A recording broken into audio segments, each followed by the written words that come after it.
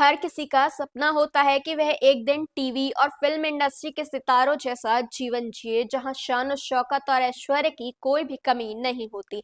लेकिन क्या आपने कभी सोचा है कि इन सितारों में से कुछ ने ये सब छोड़कर एक साधारण और आध्यात्मिक जीवन को क्यों चुना?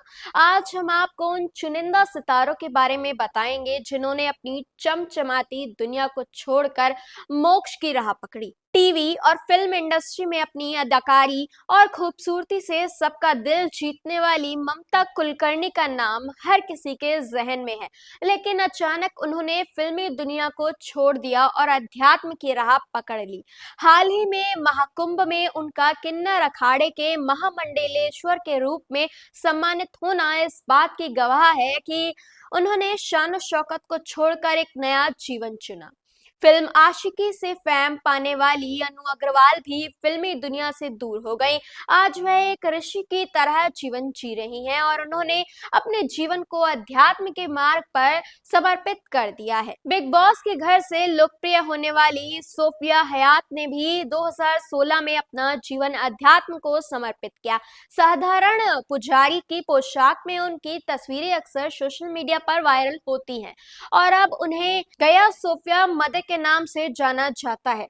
हमें बॉलीवुड के सुपरस्टार विनोद खन्ना की याद भी आती है, जिन्होंने न सिर्फ फिल्मी दुनिया में नाम कमाया बल्कि 1975 में ओशो के शिष्य बनकर अपने जीवन की दिशा बदल दी। वह अब एक ऋषि की तरह जीते थे और बाद में उन्होंने दबंग फिल्म के जरिए बॉलीवुड में वापसी भी की।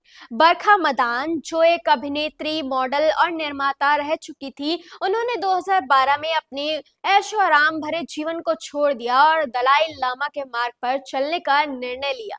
आज वह बौद्ध धर्म की अनुयायी हैं और एक साधारण जीवन जी रही हैं। तनुश्री दत्ता, जो मिस इंडिया और मिस यूनिवर्स की विजेता रह चुकी थी, अचानक बॉलीवुड को छोड़कर बौद्ध धर्म की शिक्षा लेने लद्दाख चली गई। अब उनका जीवन पूरी तरह से उस मार्ग पर समर्पित हो चुका है। इन सितारों ने यह साबित कर दिया है कि असली शांति और सुख शान और शौकत से नहीं बल्कि आत्मा के शुद्धिकरण से मिलती है।